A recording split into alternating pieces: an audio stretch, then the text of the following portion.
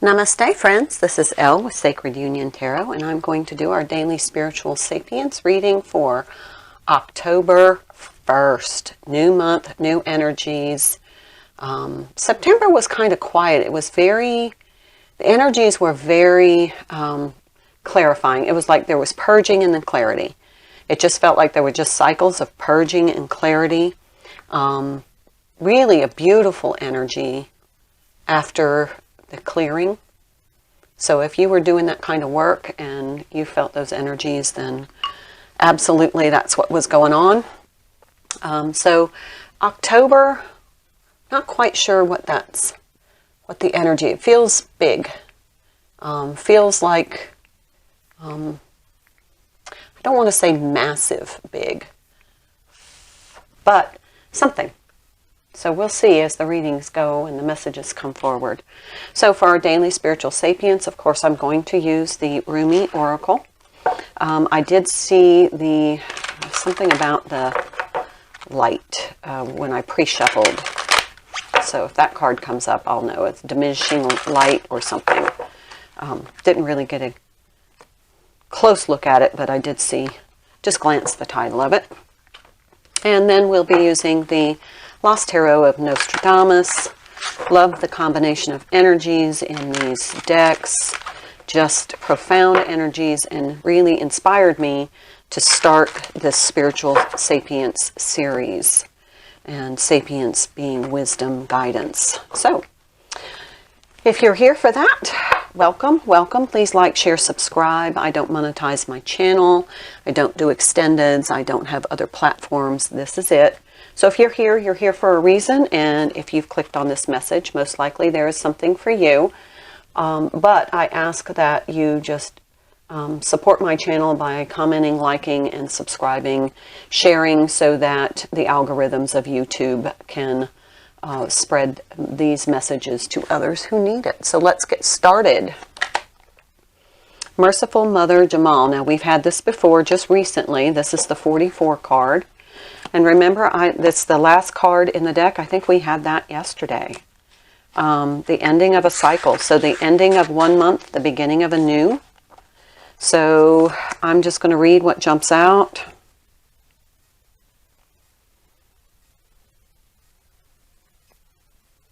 You, blazing angel, capable of so much, you evoke the testing hand of life. Why not, when you cannot fail? Yet in your sweet surrender, how can the great beloved not respond in kind and offer you soulless comfort and mercy? For not all success must be hard won. The sweet face of the all-powerful shines upon you in the love emanating from the Holy Mother, the golden radiance of her body and the gentleness of her touch. This is your birthright now, your divine inheritance, the mercy of the all-merciful. Let it soften the hard edges of your life and your being and bring you to the grace that is deserved. Similar to the reading, it was either the 30th or the 29th. But this is divine grace. And this is the energy that we need to emanate as well, is this divine grace, this forgiveness, this love, this unconditional love in the energy of divine grace. So let's see. This card has come out so many times in these last readings. This is the 9 of Wands. Suns or wands in this deck, or wands or suns in this deck. And this is defending your vulnerabilities. People have been hurt because they've exposed their vulnerabilities possibly to their counterparts. And then what happens is now they've put up these defense mechanisms to protect the innocence and that vulnerable feeling. That's what's represented here with these lambs. And then you have this fierce lion coming out with this sword to protect them. And those lambs to me are the vulnerability. And then the fierceness of this lion is because they're very, very protective of their inner child, their inner sanctuary. So we're going to have to, at some point, trust the divine grace. This is not a divine grace energy. So top card. This is the 6 of moons. Moons are the cups are moons in this deck. So this is the Six of Cups, which is my soulmate, soul connection card. So it feels like you're protecting your vulnerabilities from the intensity of this connection or the past hurts. And since this was in kind of the past time, so there's been some past hurts with this connection. We need to get into that divine grace, accept the forgiveness for ourselves, but also the forgiveness for our counterparts, for the hurt that they have inflicted on us, whether intentionally or unintentionally. Here we have a Swords card. This is the Four of Swords, allowing time for that to heal, allowing time to process that, and be able to get into that peaceful divine grace energy. It takes work to get there. So that's the Four of Swords. So we have Wands, Cups, Swords, no Pentacles. So far, this feels like this is all the inner work that one is working on in the spiritual realm. And now we have the Five of Wands. This card has been coming out a lot too. This is the Five of Wands, is usually conflicting energy. So there's some conflicted energy within you or within your divine counterpart. And it just seems these two cards have been coming out so much in tandem. Here we have the Lion defending with the sword, the innocence and the vulnerability. And then we have this other creature which has the face of the divine masculine. And this to me is one of the kings.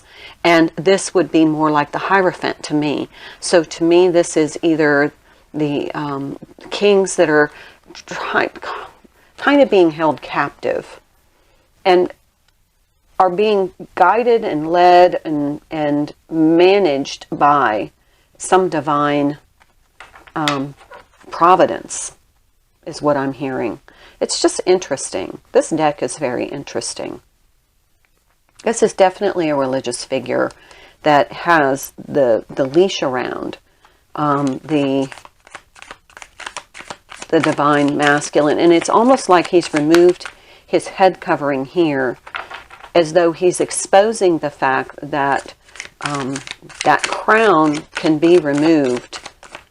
I don't know what that means. It's just kind of what I'm guided to say.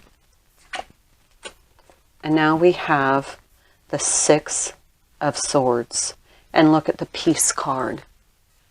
This inner work, this divine grace, this forgiveness, this wrapping yourself in that unconditional love is going to help you overcome these lower vibration energies, and it's going to restore peace. We have two sixes here and a mirror of the 4 with the Roman numerals. But this is divine peace. This is this divine grace.